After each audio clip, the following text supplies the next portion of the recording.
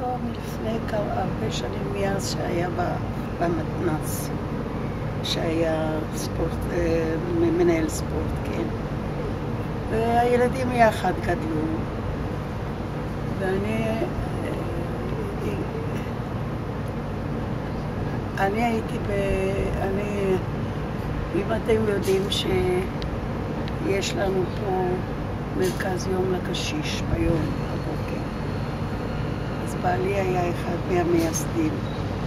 בעלי היו קוראים לו יצחק תקומי, מנהל בנק הפועלים הרבה שנים,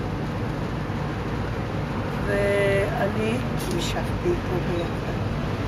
אני עשיתי לנשים, וזאת אומרת, חיברתי את המקום מלא נשים, ילידות, מסכנות, טובות, אז עשיתי מועדון.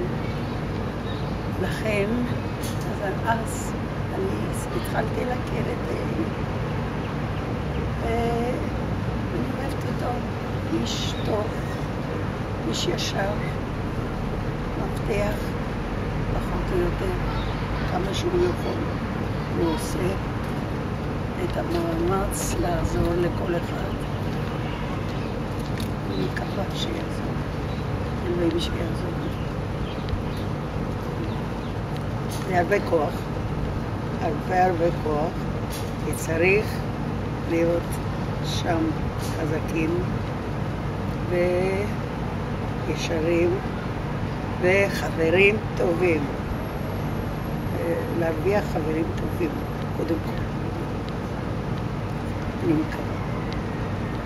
אני מאחלת לו הרבה, קודם כל בריאות, שנית, הרבה ברכה, המון ברכה.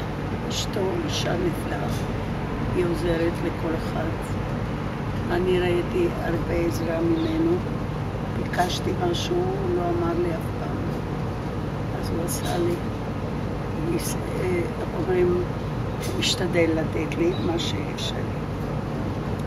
אני חושבת שבן אדם כזה היום מעט מאוד יש בסביבה. אני מקווה שיציע.